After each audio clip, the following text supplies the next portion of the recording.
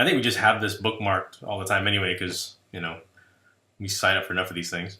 It'll take you to a site called Swim Connection. Um, this is our kind of home base for meets and swimmer information on the league level. Okay, if you haven't made an account here, you can sign up by clicking on the button here in the bottom right. You'll fill in all your regular, user information. Important that all these top items are required, so they won't let you submit the form without that. And also right here for the menu to show meets for a particular swim association or league.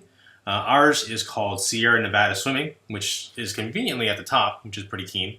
If you look through the rest of the list, though, you'll see that this application, this website, actually serves swim associations and leagues all across the country, which is pretty cool.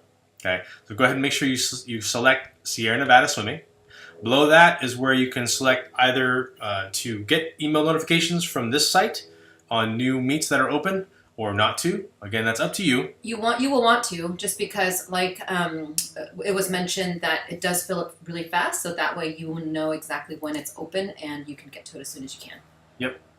We'll try and do our best as a team to let folks know, but you'll be one step removed from that notification. So one of us has to get it, and then we'll have to code up an email blast and then send it out to you guys. So it's just easier for you to get it yourselves, though we'll be happy to supplement that on our club level as well.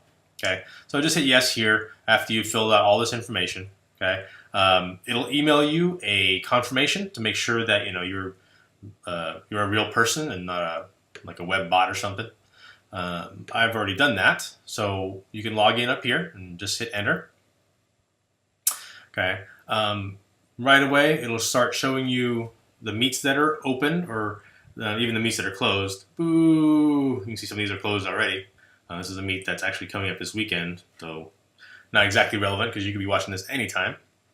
But you can see ones that are open and closed within a few weeks or months of whenever you're logging in. Okay. And what you want to do is kind of refer back to our own website and the list of the meets that our team is doing, because we're only selecting a few to do. So not all of these we're doing. So for instance, we're going to be doing the Davis Summer Classic and we're doing the plunge meet, but the other ones us as a team will not be doing. So you want to make sure that when you do get a notification that you're not signing up for a meet that our team is not doing. So you want to refer to our homepage. Ooh, Whiskey Town. Fun for parents and for kids. We don't go to that one. Not that I condone that kind of stuff. Anyways, once you log in, okay, again, pay attention to this and pay attention to what our team will be attending.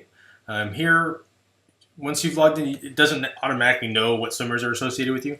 So you can click on this button here to add swimmers to your particular profile. Here's my kids. Here's what it'll show you, what meets they're already entered into at the very top here.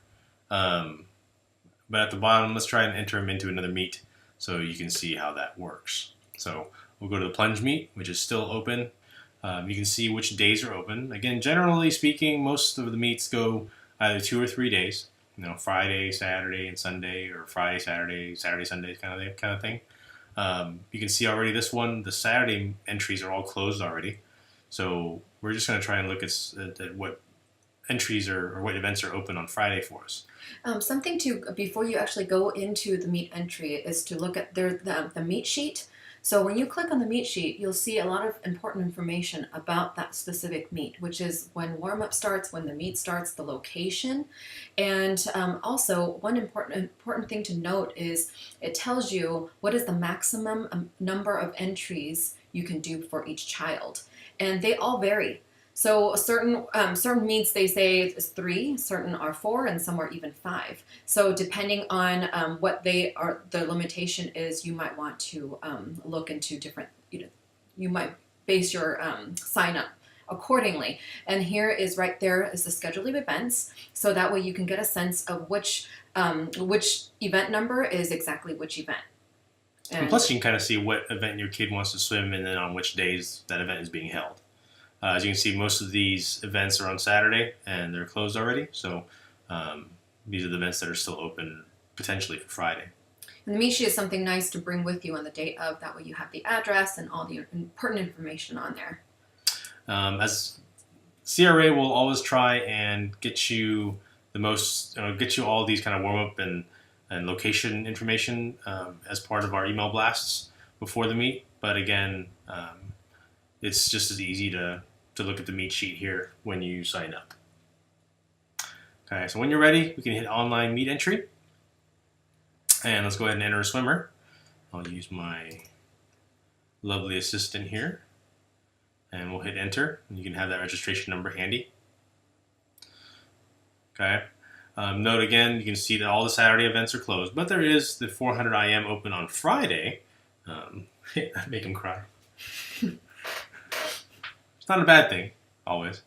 So if you decide to enter an event, what you'll have to do typically is enter a time. Okay, typically their best time. Fortunately for us, the site keeps track of all that stuff. So if your child has swum that event before, you can hit this best button here, and it'll fill in his best time at that event.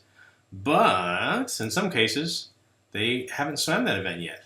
So the NT means no time. And most of the time, that's more than enough for the meet.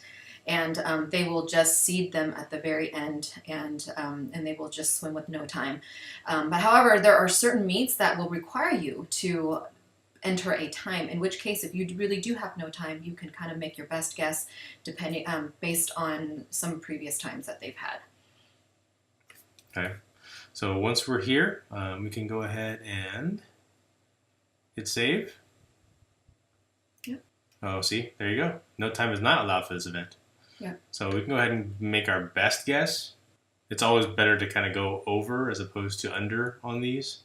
Because you don't want to have them seated faster than they are, because then they're going to be swimming with a lot of the faster kids. And let's say 5 minutes.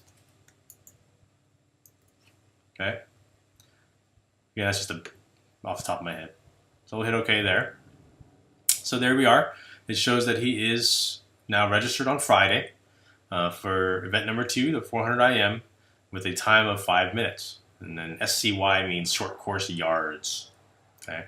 If you stay with us over the summer, we do the long course, which is in meters, and that's a 50-meter pool length. And once you're ready and you're good to go, and you're all set up the way you want to be for the events you want to race, you can go to the payment page where they'll take all your payment details.